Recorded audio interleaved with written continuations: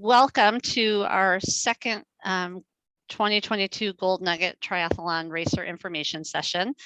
We held one last month prior to registration opening, just to kind of go through the lowdown of what the events were and what registration was going to look like this year. And we're excited to be hosting this second one here on the swim. Bear with us here, technology. So our agenda tonight, we'll talk a little bit about housekeeping. We'll go over the status of registration and some just general event updates. We'll talk about bib assignments and the swim schedule, seated racers and lane bids, what that looks like and kind of the nuances of each of those, what to expect on deck when you come in, how the snake swim works, and then what happens after the snake swim before you head out to T1. We will also have time for question and answer. You can enter questions at any time into your question and answer box there on the screen, and we'll do our best to get to all the questions either at the end or potentially even as we go through the presentation here. Before we get started, I wanted to recognize Mary Cox and her team at REMAX. She's been a longtime supporter of the Gold Nugget Triathlon, and we much appreciate that. And this year, her support is supporting these racer information sessions. Again, this being the second of 4 of these that we're going to hold this year. So, Mary, you want to share some words as a fellow, not just a sponsor of the event, but a fellow racer for the event?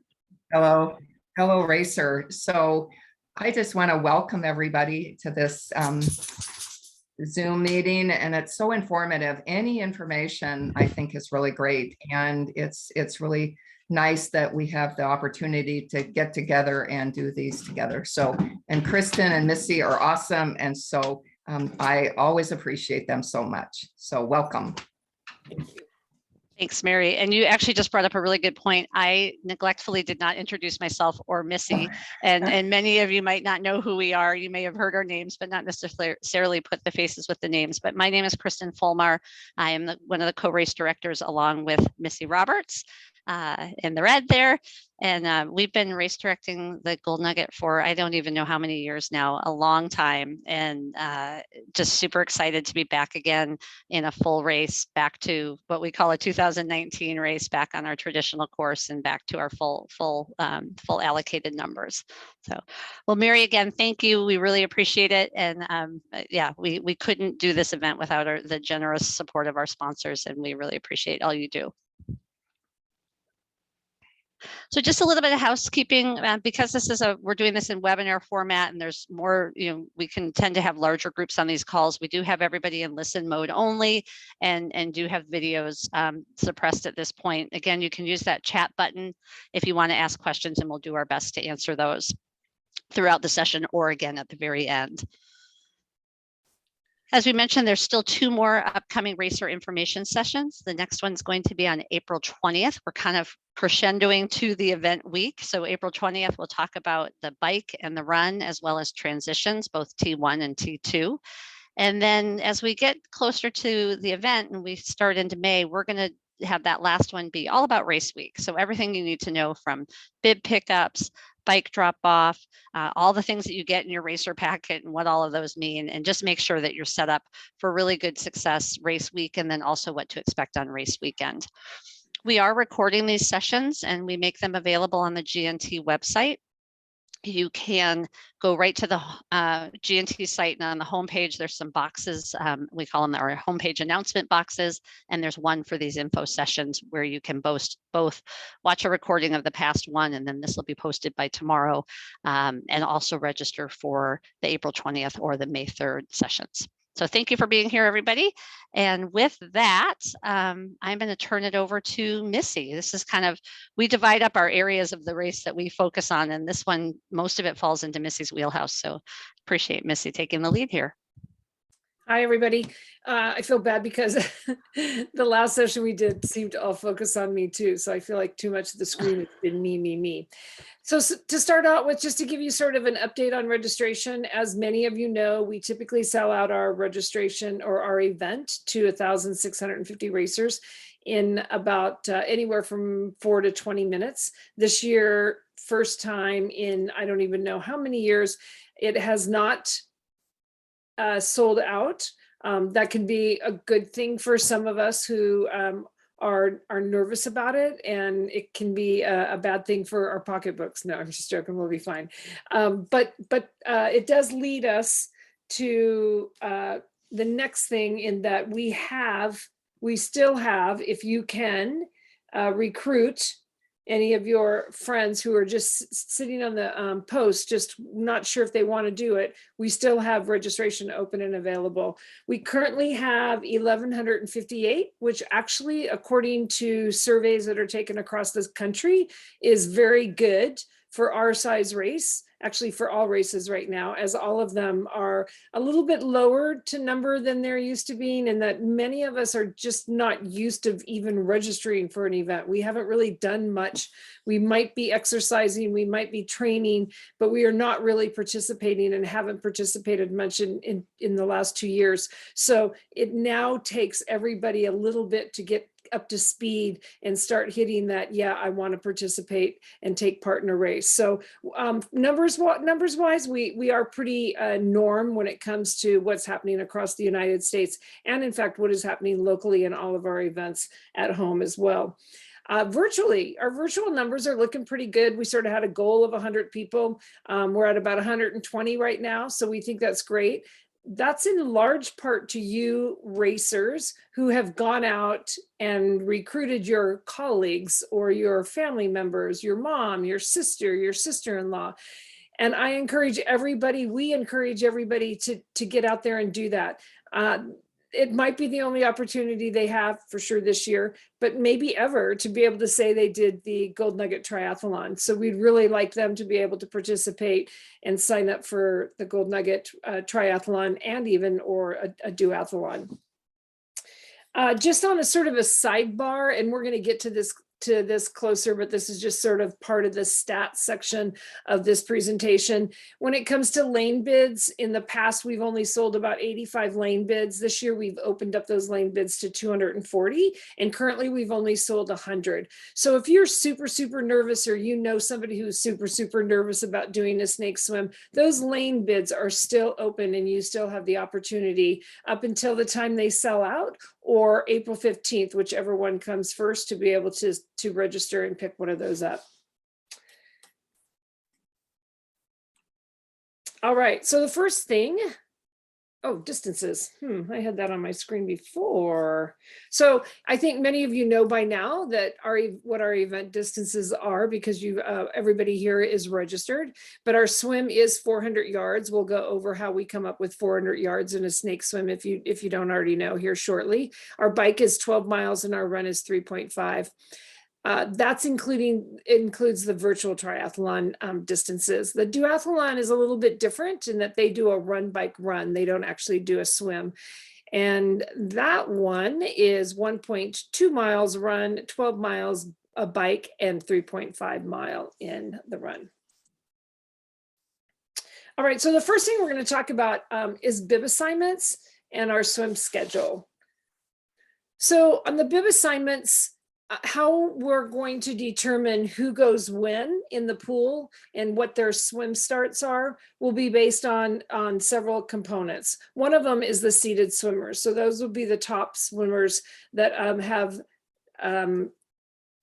they've actually been in the top positions in the last several events. And we're going to talk about each one of these a little bit individually. Then the next group is the lane bid purchases. I just mentioned that there's still about 140 of those lane bids left. After that, it's based on estimated swim times, which includes mother, daughter, and tri-gen teams, and then a mixture of estimated time blocks throughout the day. And again, we're gonna go over those a little bit more as well. And there's some stuff in the questions in the chat about what exactly is a lane bid, and we will talk about that here in just a little bit. Our slides seem to be a little bit out of order, so I'll bounce back there. Here's the seated racers for you, and I think you already talked about this piece, or no. no? So, okay. No, this is good. Thank you. So when it comes to seeded racers, in the past, we've typically seeded the top 50. This year, we're going to seed the top 64. And those are going to come out of the top racers that were top in their race times from in the years 2018, 2019, and 2021. Again, 64 will be selected. The seeded racers will actually split a lane. They will not do a snake swim. And their lane assignments will actually be based on the assigned bib number. And that'll come a little bit closer and understandable a little bit better when we get to the actual map. So our lane bids, those are again, the people who have purchased the lane bids, they too are going to split a lane. Those racers, however, will only be swimming in the shallow end. I think many of you remember that one of the questions that you were asked during registration was, do you want to swim in the shallow end? Do you want to swim in the deep end? Or do you just really don't care which end that you swim in? The lane bid purchases will only swim in the shallow end. Bib assignments for those individuals will be done randomly because you don't really need to base them on estimated swim time in that case because they're actually swimming side by side. Mother, daughter, and trigen teams with lane bids, those people who have purchased a lane bid because they want to go together, you can request that, and we will do the very best we can to assign you a bib number next to each other. But it's really going to be guaranteed. There's no guarantee that we can get you in the exact same lane because a lane might open up and they might grab that next person in line to move into that lane. And then the next person after that might be a lane or two down the line. However, all of that will be managed while you're on the pool deck by one of the pool deck leads that is feeding people into those lanes. So there's a good chance, and they'll do what they can to accommodate, but at this point, there is no guarantee that you can be in the exact same lane together, but you will be close together and you will go at your bib assignment numbers will be next to each other.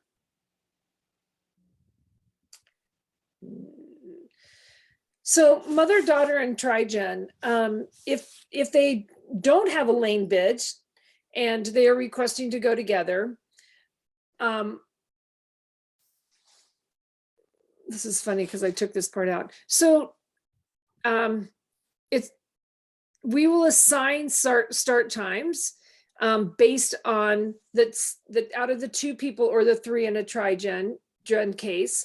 We will start their times based on the slowest estimated swim time of those three individuals. It's extremely important when it comes to the snake swim and for the flow of the snake swim that our estimated swim times are as close and accurate and as honest as possible. So the only way we can put people together, such as mother, daughter, or trigen, is to take the slowest person's estimated time and send you out in that time block.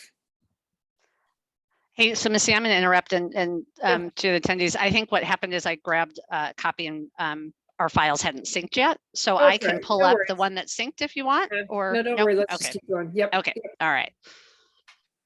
All right.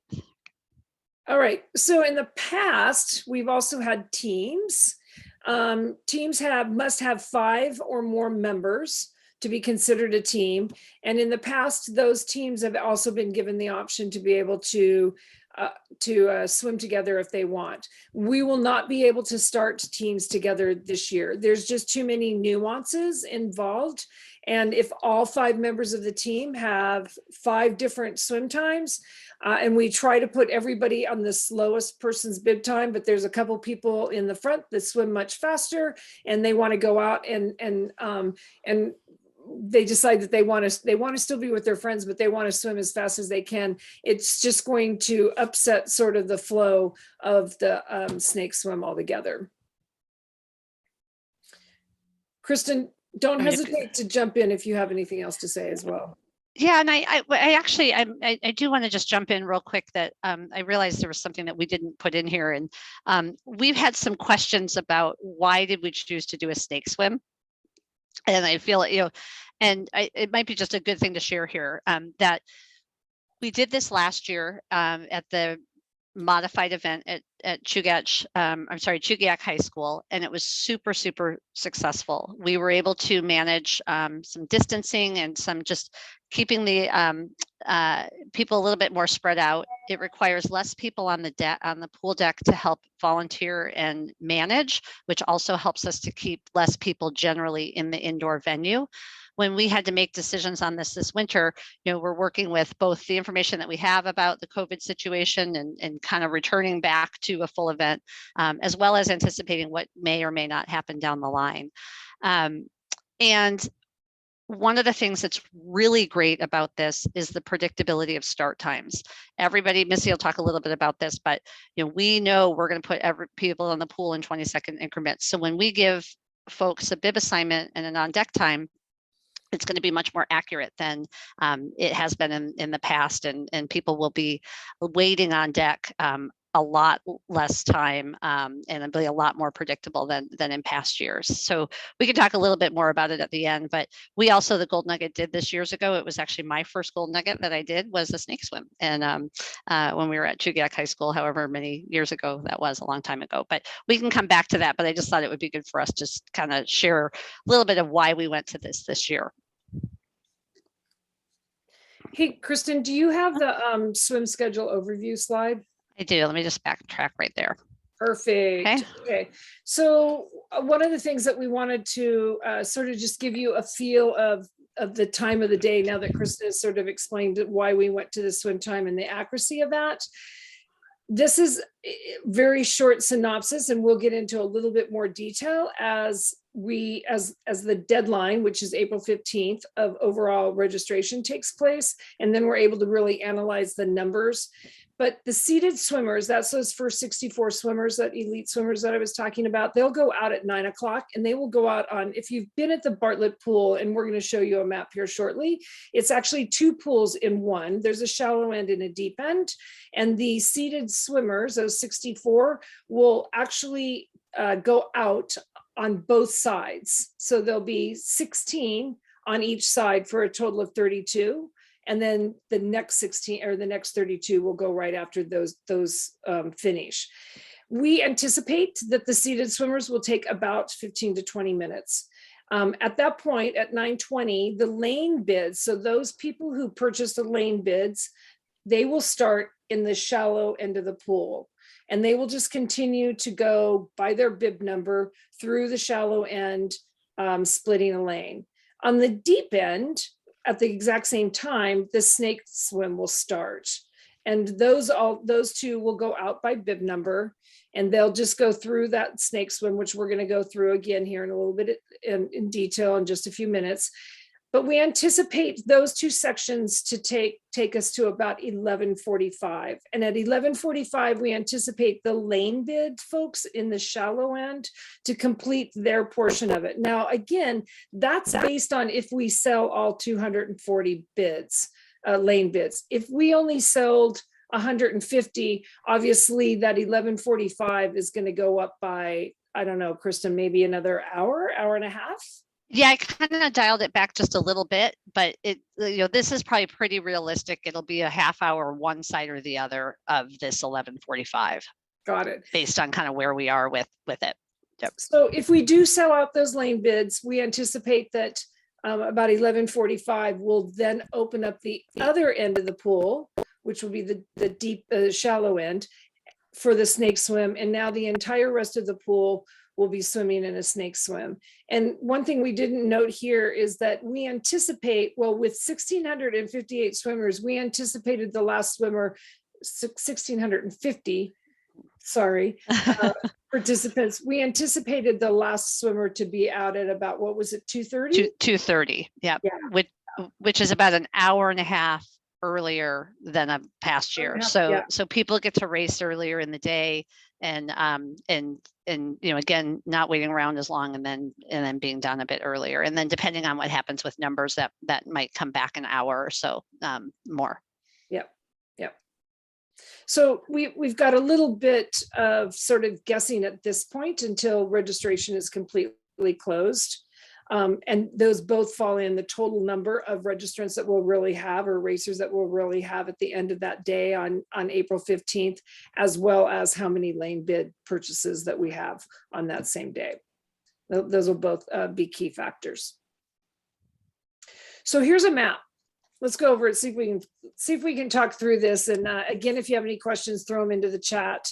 I'm talking, so Kristen's trying to update your questions or answer your questions. I see some of you guys are helping by answering some of those questions to others too, so that's great as well. So this is the Bartlett pool. Again, there's a shallow end and there's a deep end. Just so you know that as Kristen does that with her cursor, I'm doing it too, as if anybody can see it. What am I doing here? All right. So the lane bid numbers are on the far left and the far right.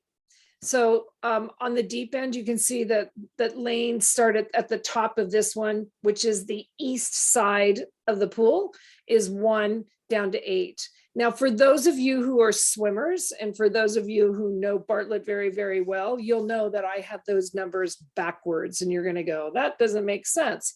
And you're right. In a real world, that the lanes are 8 at the top, going down to 1 at the bottom. But we're going to start at the top or the east end of the pool for good reason. So, and we'll get to that. So the first swimmer will start on the right-hand side of lane 1. They'll swim down that lane. I wish I had a swimmer as my cursor. No, That would have been cool. fun to have done that. Yeah, that would have been really cool. All right. Anyway, you're going to go down that lane. You're going to cross over. You're going to go back up that lane. You have now completed lap 1 or 50 yards. You're going to cross underneath that Lane line. lane line. Thank you. You're going to go down lane 2, cross over, back up lane 2, which is now lap 2, 100 yards, cross over that lane line, and you're going to continue doing that all the way down. Very good. Snaking through. Snaking through until you get to the very last lane, the end of lane 8, which will be 400 yards. At that point, there is a ladder right there at the right-hand side that you can use, or you can push off the pool deck like you would in a lot of other normal cases too. But either one of those are available for you to do. So then what you do, no matter if you're on the deep end or if you're on the shallow end, you will go into the respective locker room that is at that end. Okay, in most cases, one's a female locker room, one's a male locker room. We have both locker rooms. So you'll go into there. There is a timing mat as you enter through the gate, enter through the door. That timing mat catches your time, and that's theoretically when your swim ends. It does not necessarily end right when you get out of the pool. It will end when you cross over that mat. Then you're going to go inside. If you have personal items in the locker room that you've left there because you wanted to change your clothes, or you want to throw on a sweatshirt, or you want to throw on a pair of shorts, or you want to dry off, whatever the case may be, your helmet's there, you know what, or your maybe even your shoes, although I wouldn't recommend that, but you're going to grab whatever's in that locker room, and then you're going to run out the main door and go, and that'll draw you right into T1, where you'll head to your bike. And then your swim is over. Yay. And you're going to do that same thing, whether you're on the shallow end or you're on the deep end. Now, one thing I want to let you know is some people are going to say, well, I do flip turns when I get to the end of the lane. You are more than welcome to do a flip turn. I watched a lot of very successful people doing flip turns. By the way, it would not be me, because when I flip, I do all these little dances, and then Lisa Keller says, don't do flip turns anymore. So I don't. Me too. I am just as quick by going underneath the lane line and then kicking off. But you can very easily do a flip turn, and as you flip and come back, you'll just want to make sure you go under that lane bid and into that next lane. Now, I know that some of you are thinking, well, what if somebody wants to pass me and there's two people coming down the lane because we're starting to push people through about every 20 seconds. That 20 seconds is a quite a bit longer than you really think it is, and there's not much backup that happens, especially and that's why it's so important that we try to send people out in their estimated swim times, because then that way you sort of stay with that same swim pattern. But if it does happen, you can pass in the middle of the lane if you want, and if you can see that it's safely, you've lifted your head and you look and you can see it's a safe thing to do so, there is room for 3 people to go through that lane. But if you're not comfortable doing that, all you have to do is tap the person on the foot, and then it's your responsibility when you get to the end of that lane, just quickly move over, let that person pass you, and then you can spring off the side of the wall or the end of the lane line yourself and continue back with your swim. I'm sure there's going to be a lot of questions in regards to that, and we're going to try to wrap this up here quickly so that we can try to answer those questions as best we can, because I'm sure that that's really why the majority of you guys were probably here. The one thing, one thing I do want to mention is that when you come in where it says entrance to the pool, right here, down here in the center, where's your little, there you go, right there. Sorry.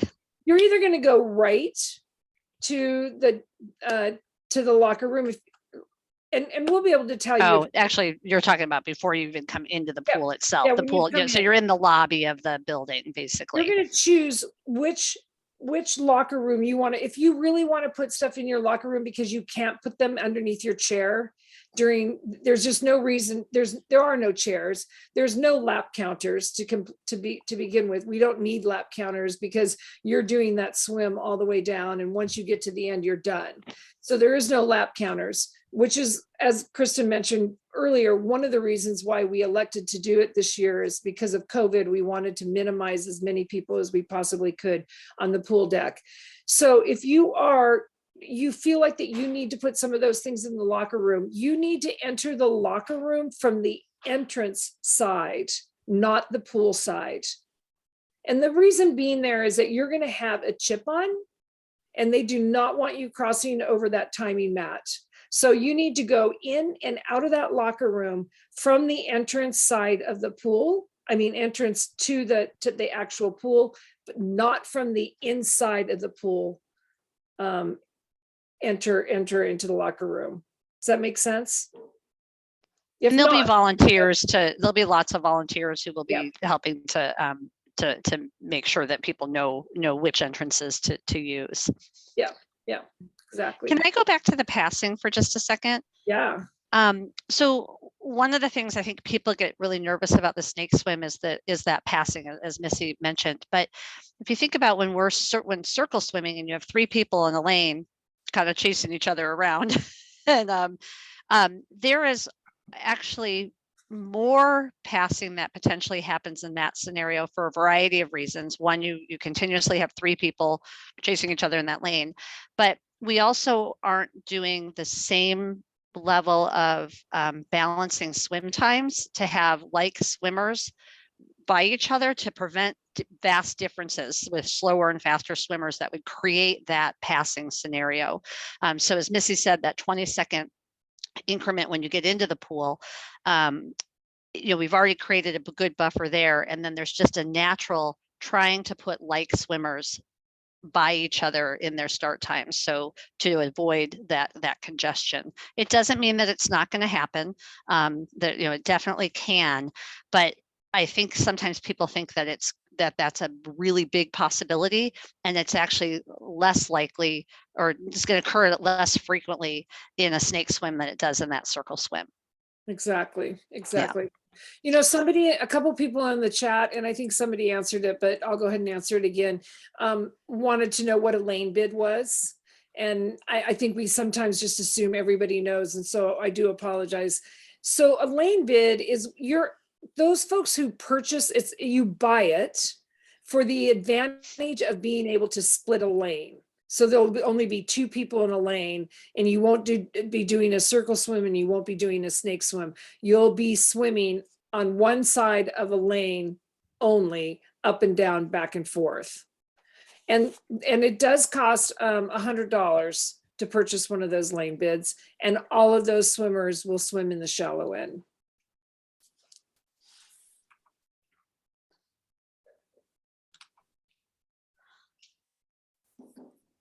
Okay. I think there was a question about estimating swim times. And kind of was answered there, but yeah, you could take your 500-yard swim time if you know it and multiply it by 0.8, and that would give you a pretty good idea of your 400-yard swim time.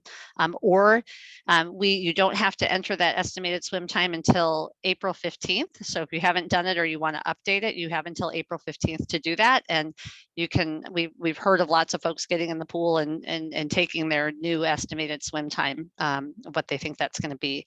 And again, you can go back into your registration through Run Sign Up. There's instructions on the website. I can drop them in the chat here for you too, as to how to go update that yourself and manage that yourself. There's a lot of things that you can actually do yourself to manage your registration. I mean, if you wanted to change from a virtual event to a live, or a live to virtual, you wanted to change your t-shirt size, you want to add a team name to your registration, you want to change your estimated swim time, you want to add a mother or daughter or a tri-gen, you can actually go into your account and manage your registration yourself and do all of those up until April 15th. And as Kristen said, on the registration page of the Gold Nugget site, there is sort of a how to do that. You can also, in that same scenario, you can also go in and purchase a lane bid if you've already registered and decide now that you want to purchase one. You can do it in that same area.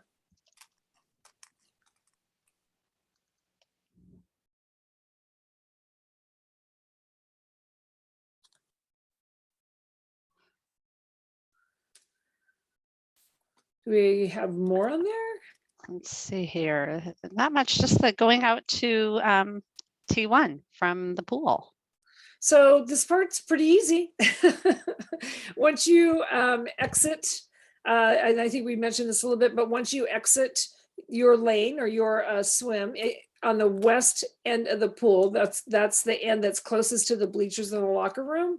You can use the ladder, or you can push off however you want to. When you head into the locker room, the one closest to where you're getting out of, you're going to cross over a mat that's going to stop your swim time. You can then go through the locker room, be very careful because floor is slippery when it's wet, and you can head straight out to T1.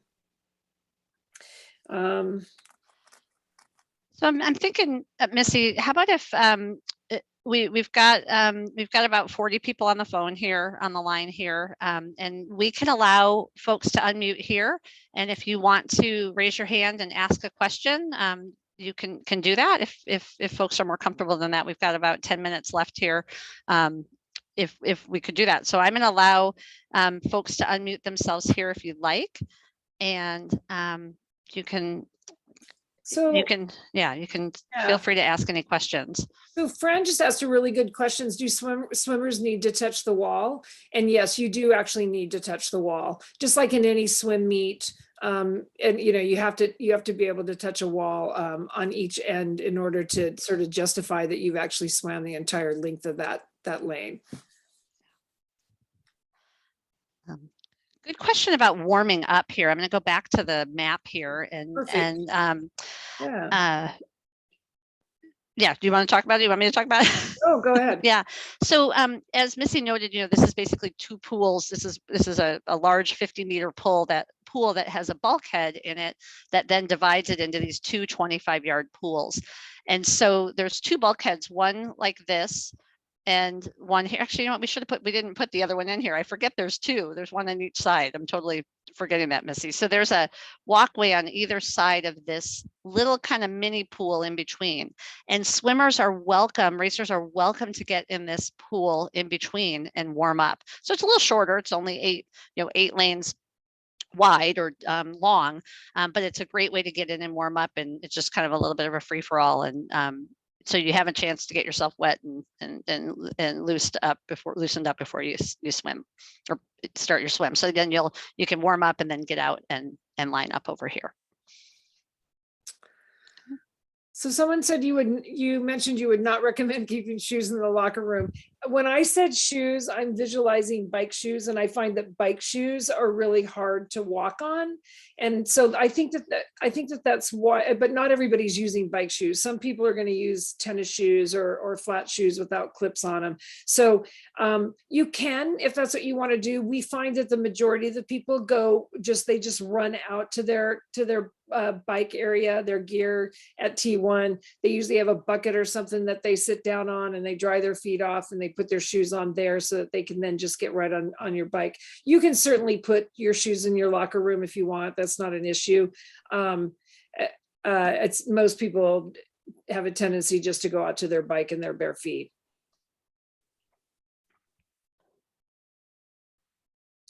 So without counter chairs, is it better to put your things on the pool deck or in the locker room? You're really going to need to put them in the locker room. There is no room on the deck, even though the deck's wide and there's no chairs there. You're starting on one end and you're ending on the other end. So that would mean that everybody would now be putting all of their gear down there by lane 8 or down by lane 16. And then there's no guarantee it's going to stay dry. There's no guarantee somebody doesn't accidentally grab your stuff instead of theirs on the way out. So in all fairness to everybody, there will be no gear at any of the lane bids or any of the lane end of the lanes. But as Missy said, if you want, you can put stuff in the locker room prior to coming onto the pool deck, and then grab it on your way out. Yep. Someone did ask the question if there was going to be an opportunity to try a snake swim at Bartlett.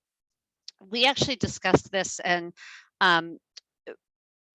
we're not doing any racer clinics, any swim clinics this year.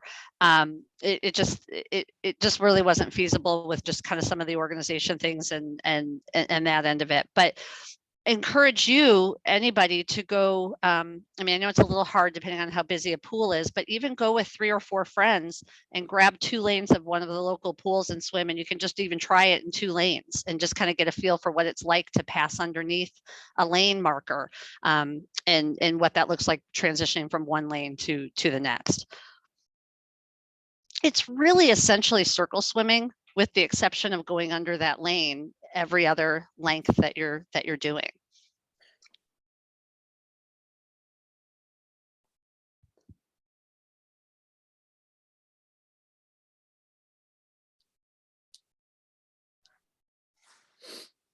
So there was a question about lane bids and keeping track of lanes. There will be lap counters for the seated racers and the lane bids. So there will be. It's ultimately still always any year the responsibility of the racer to keep track of their laps. But we do have those lap counters who are there counting, but everybody's human, and they can make them, maybe miss a lap or count an extra one. But we will have lap counters for the seated racers and the lane bids. And then for everybody else, you don't need it. If you're just snaking up and down, you're going to swim exactly at 400 regardless.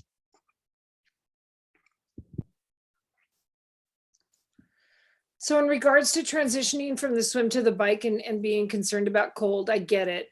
I my first couple years, I would run out with my swimsuit on, but I still always put a long sleeved sweatshirt or long sleeve shirt of some kind on over it. And sometimes I would even put shorts on just because I was concerned about getting too cold on the bike. You can do it in T1 if you want, or you can bring your gear into the locker room and you can actually do it. You can change clothes in the locker room if you want as well. It's it's totally up to you. The big thing that you do need to remember though, is that all gear has to leave with you. So whatever you bring in, it has to leave, because there is a chance that you could be penalized for what they call gear abandonment. And that's when you leave gear behind. And if your name or your numbers on your gear, which of course you always want to do that, because if you do leave it in the transition area, we'll be able to put it in the lost and found and let you know that it's there. But if you leave it in the locker room, that could be a course marshal could theoretically call that gear abandonment, and you could be penalized for that. And just to note too, for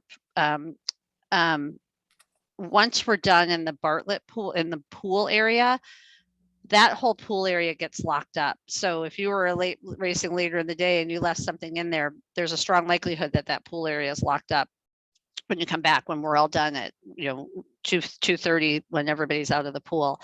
There is, however, for folks who might want to shower or do something after their race, we have, right, Missy, the other locker room in the main building, correct? Correct. Yeah. So just adjacent to the pool building in the main school building, we have, we reserve the locker room in there, and lots of ladies sometimes put their stuff, will lock stuff up in the locker in there in the morning or before their race start, and then they'll go clean up after their race in that locker room. And we have that from 6 a.m. to 4 p.m. So plenty of time. Yeah.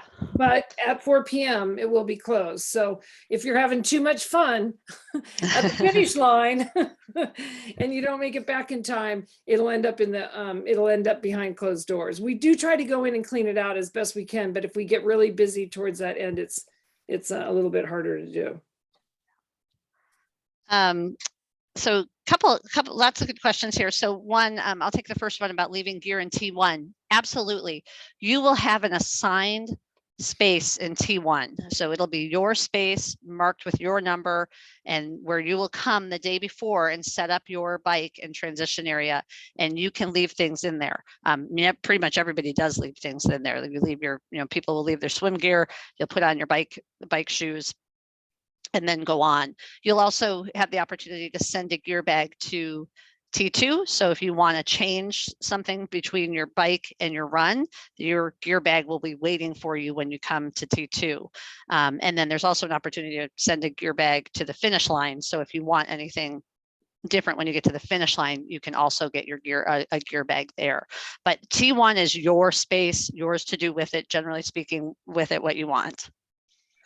So as far as is your transition time counted as part of your overall time? Transition is counted as part of your overall time. That's a really good question. However, it will not be counted as your swim time. So when you cross over that mat in the locker room, that stops your swim time. You'll go into your transition, into T1.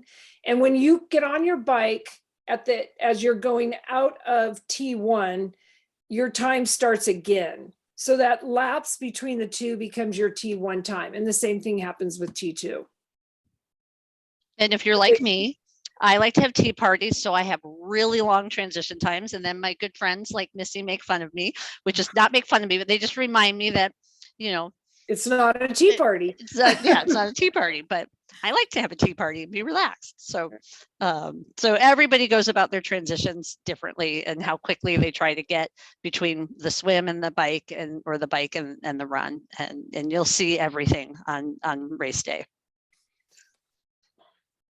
Regarding buses and mask wearing, so that'll be up to the regulations in place at the time for our transportation provider. So right now they would fall under the federal guidelines for masking, and masks would be required. I believe, I'm 99% sure of that. That might change between now and race day, but we will have masks available. We also are encouraging people, if needed, to put masks in their gear bags for the finish line, but we will have masks available.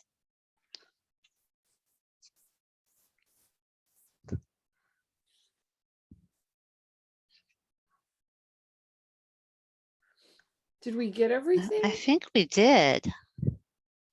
Any more?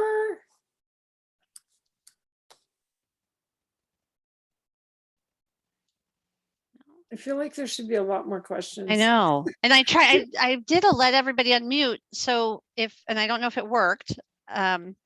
Admittedly, I don't work in Zoom as much as I work in other platforms, but if someone wanted to unmute, let's see, we got a couple new messages here.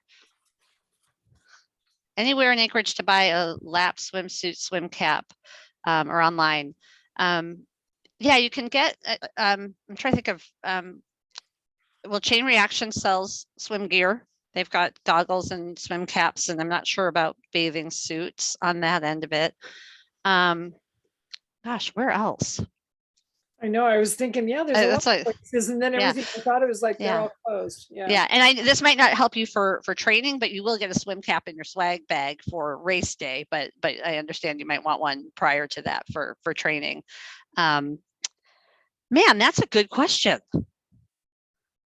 Play it against sports. Oh yeah, that's a great idea. And REI, of course. Yeah. Yes. So yes. Yeah. Yeah. So are family and friends allowed to come into the pool? Spectators are fully welcome at the event. So the upstairs bleachers area or spectator area will be open for spectators. And no restrictions at this point, regarding the finish line or other areas. We, of course, will, if anything changes with guidance and regulations on the local or federal level, we will respond accordingly. But our plan right now is that spectators are fully welcome as they have been in the past. So you know what?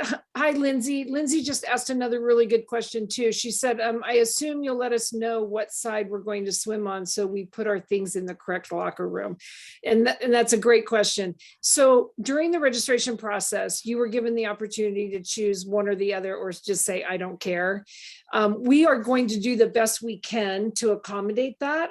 I haven't even looked at the numbers to see where they're falling, but we will certainly do the very, very best we can to accommodate whichever one you chose. And when we go to assign the bibs, we will be able to, yes, we will be able to tell you whether you're in the shallow end or you're in the deep end so that you'll know which locker room to put your stuff in. Great question. Yeah, thank you. Really good question. And I think too, just in all fairness, this is all new to us too. We've spent a lot of time analyzing before we made the decision to go to a snake swim, spent a lot of time analyzing it, talking with the board, talking with the swim directors, Signe and Jody from the race committee. And when we start to assign bibs and look at kind of blocks of bibs, it's not, when we talk about we're putting people in like swim times, it doesn't mean that all the slowest swimmers are going to, the people who have the slowest estimated swim times are all going to go at the end. Like we're going to, I shouldn't say we, Missy, because she's the one who gets to work all that magic, are really going to work to make sure that there's a good balance of when everybody's starting, what that looks like with estimated swim times, as she said, that shallow and deep end, or I don't care selections, et cetera. But the one really nice thing I think for everybody is that people will swim earlier regardless. We won't have those late day starters like we've had in the past.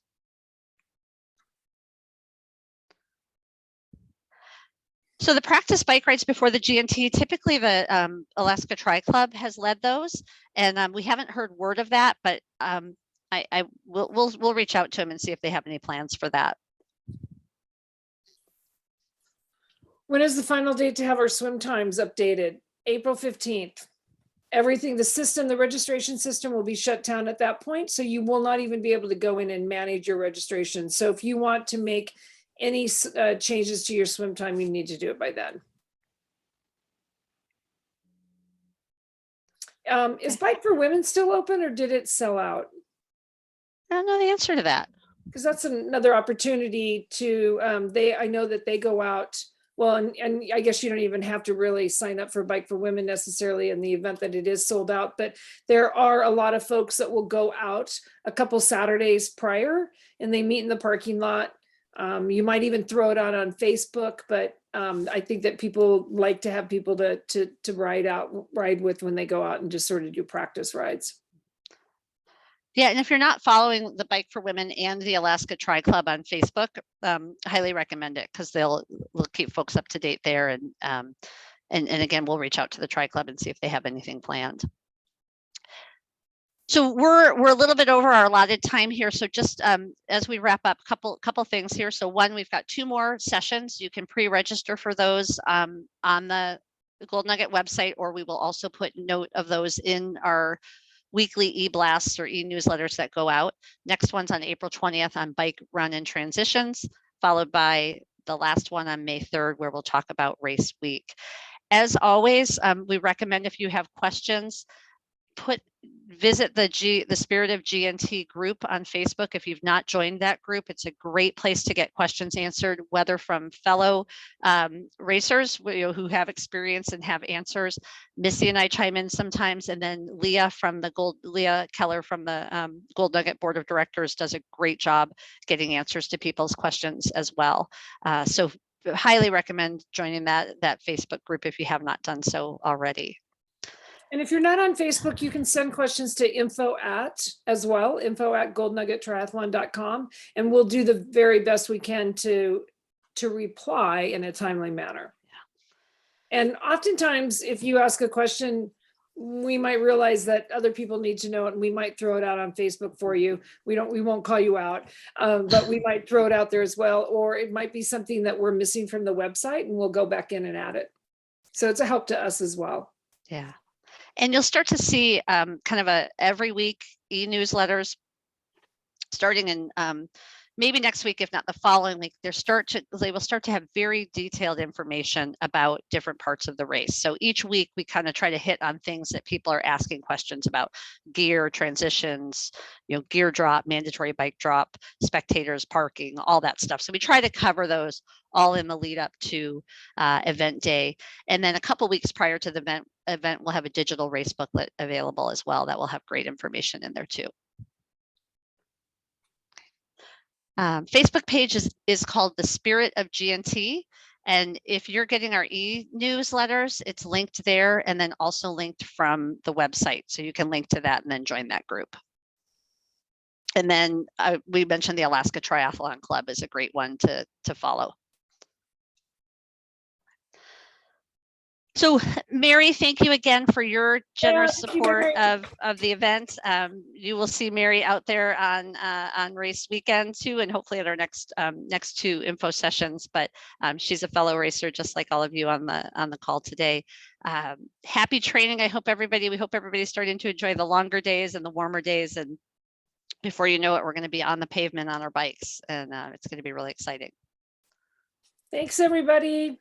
Thank you.